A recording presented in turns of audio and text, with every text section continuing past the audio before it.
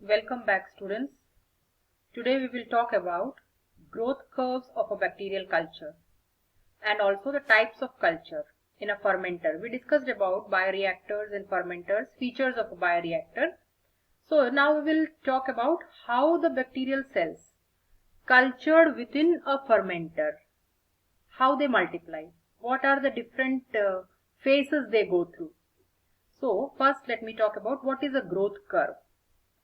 The bacterial growth curve represents the number of live cells. This is the graph showing number of live cells. Bacterial cells here are live cells in a bacterial population. That is the sample that you have inoculated in the medium prepared for the bacterial growth. So in that population, how do they go on growing? How many live cells you have and what are the phases they go through? And we are measuring it according to the time, over a period of time. So this culture here refers to cultivation. We are culturing a sample of microbe in a prepared nutrient medium. So we are talking about artificial environment provided to them. We are not talking about microbes growing in their natural environment. We are not talking about microbes in the natural habitat. In a natural habitat, the microbes may experience various conditions, unfavorable conditions, favorable conditions, etc. So that is totally a different type of growth seen there. But here we are controlling the environment. We are controlling maintaining pH, temperature, everything for them. We are providing the formulated nutrient, what they need for their growth. Source of carbon, source of nitrogen, everything is provided. Oxygen supply. So how do they go through different phases when a controlled environment is given? So basically, when we are not disturbing the system in between, in the next screen you will see variations in the type of system, type of culture. But here I am talking about a growth curve in a normal case, like when you are not disturbing the environment. Once you have provided everything, once you have inoculated the microbe, inoculum, I hope you understand, inoculum is that small sample of the microbe, desirable microbe, that is your recombinant cells, that you are introducing into the medium so that they grow and start expressing the gene and you get the desirable protein. So that sample as a starter that you introduce into the culture nutrient medium is called inoculum, and the process is called inoculation. Just like if you are making curd at home, you take 1 liter of milk and you add 1 spoon of curd. So 1 spoon of curd is your inoculum. So adding that 1 spoon into that 1 liter milk is the process is called inoculation. Okay. So what are the various phases the microbes go through? Initially, as you have inoculated, the initial phase you will see not much cell division. You won't see cell division. That means the number of cells are not increasing. We call it a lag phase. So initially the bacteria, they are metabolically active, but they are not dividing. Metabolically active means they are synthesizing their RNA, they are synthesizing their protein needed for cell division, everything is going on. But the cell is not dividing. Clear? The cell is not dividing. So what happens is, you don't see much increase in the population of the cells. Secondly, when we come to the next phase, that is called the exponential phase, we see that there is a gradual rise in the number of cells. This is where you see that the cells have adjusted to that environment. Initially it is adjusting, actually it is adjusting to that environment, as artificial environment. So once it is ready with all the necessary things needed for division, it starts dividing, it starts consuming the nutrient and grows at a very fast rate. So that is a log phase. It goes on doubling. Okay, 2, 4, 8, 16, 32, like that. Exponential phase. This is known as exponential phase. Conditions are favorable. Cells divide at a very rapid rate. Then, when the nutrient is fully exhausted, they are not getting much nutrient because it is fully exhausted. The cells grew and they are carrying out metabolic reactions. So many metabolites are produced. Metabolites are the products produced by the biochemical reactions happening within the cells. So the metabolite may be your desirable metabolite. There may be other metabolites which are not good for you. I mean, you don't desire it, but the cells secrete. So all that will accumulate. So the environment is changing now. pH may go up because you are not monitoring anything, you are not controlling anything. You have set and left. So what happens is the accumulation of such metabolites also may disturb the environment inside. Nutrient level has gone down because they have used up. So the cells are not dividing much. Cells are even dying. So what happens in stationary phase? Number of dying cells is equal to the number of dividing cells. So you don't see any more additions. So you call that phase a stationary phase. We can monitor it with the help of a screen or a computer. That is how we learn about the different phases. Then once the nutrient is completely exhausted, there are no more cells able to divide now. So the dead cells are increasing in number. Just like live cells were increasing at an exponential rate, dead cells number is increasing now. That means there is an exponential decrease in the number of live cells. So definitely there are more dead cells now. So that is called a declining phase or a death phase. So this is what normally seen in a culture called batch culture. We are going to talk about three different types of culture here: batch culture, fed batch culture and continuous culture. And those four phases are seen in this type of culture where there is a closed system which you are not disturbing. This is a semi-closed system where there is an inlet for adding nutrients in between. And this is an open system where there is an inlet for adding nutrients and also removal of waste. So these three systems, how they differ?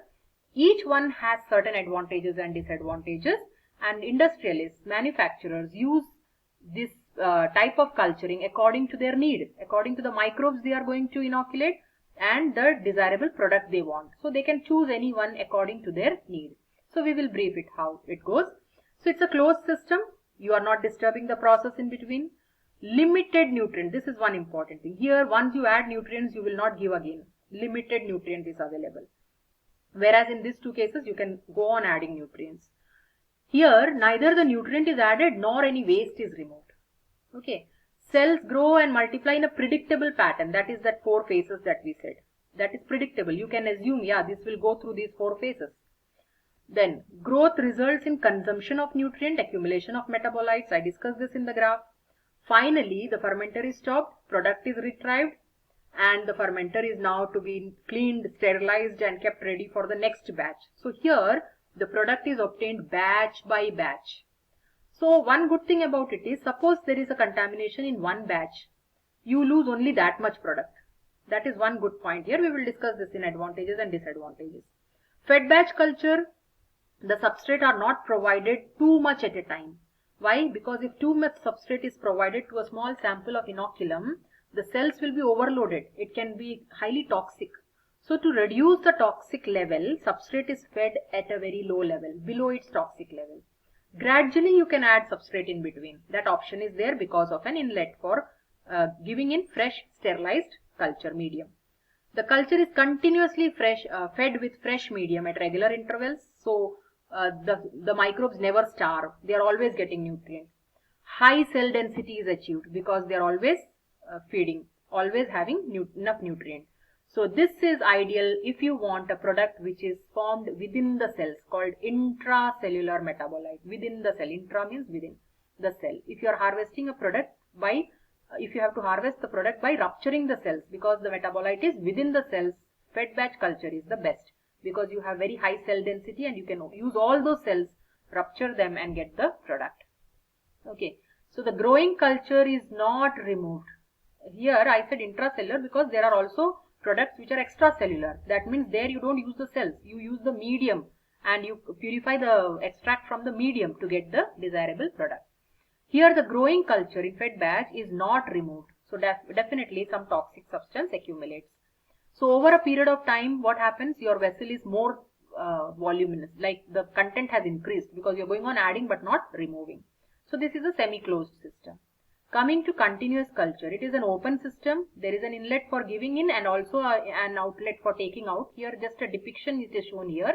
In the next page we will see an actual continuous culture fermenter.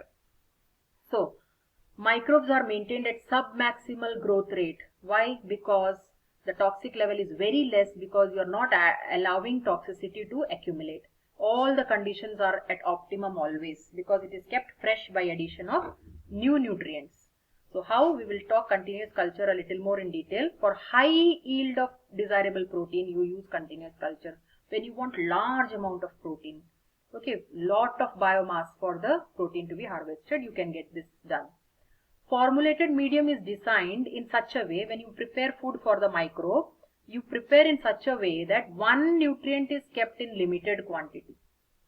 Okay, one nutrient will be low. For example, some particular nutrient, like for example a carbon source or a nitrogen source or some vitamin needed, one particular nutrient will be kept low. Why? So that on the screen you can monitor that when that low quantity nutrient is over, you can go on adding fresh nutrient. So you can keep monitoring.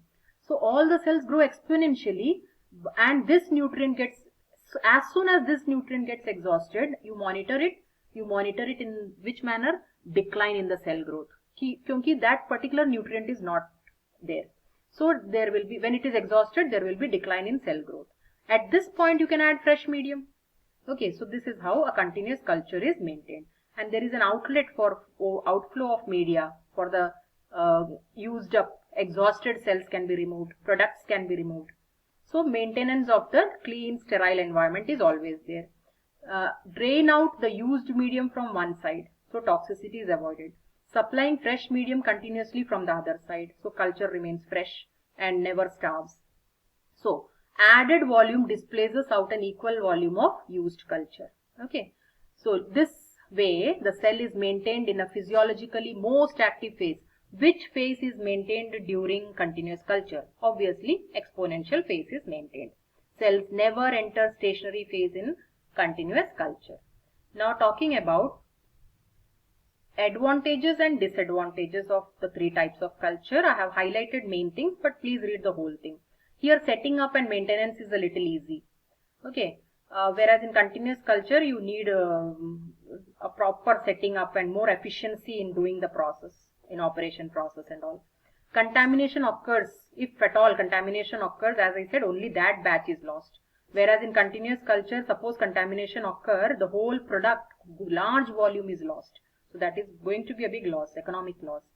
In fed batch culture, nutrient environment can be maintained approximately constant, solely required for product formation. You are only giving that much nutrient, in between going on giving frequently what is needed for the product formation, not just for the growth of cells excessively. Okay, so production of high cell density because of extended working time. Here density remains less. So that is all the good things about, advantages about each. More efficient due to continuous operation and less labor dependent, because once you set, you are free. So higher growth rate because fresh medium is available. All these are there. Continuous culture produces larger biomass than any of these. So high protein yield. So every type has an advantage and the manufacturers use according to which is suitable for which product. Disadvantages are there. Slow growth rate in batch culture, not and so less efficient, and cleaning, sterilization, etc. Time lag, time loss is there every time cleaning the fermenter for the next batch and all. Okay, then previous analysis of microorganisms has to be understood. If you are doing fed batch culture, you cannot start without analyzing the microbe. So you need to pre-trial it first. Extra care should be taken that toxins do not accumulate, because you are not removing the waste, there is a chance that toxins accumulate. In continuous culture, setting up is comparatively difficult, though it is less labor dependent. Once you set, you are free, but setting up takes a long time and should be with extra care. Maintenance of optimum conditions has to be taken care of, which is a tedious job. Every time you should check, monitor that things are going smooth. So if at all contamination occurs, you lose the whole product, as I already said. So these are all some of the advantages and disadvantages. So I hope the topic is clear. Please go through properly, share and subscribe, and any doubt you can ask in the comment box. Thank you. In the next video, we will talk about scale-up process and downstreaming process, which is in connection with this topic. Okay.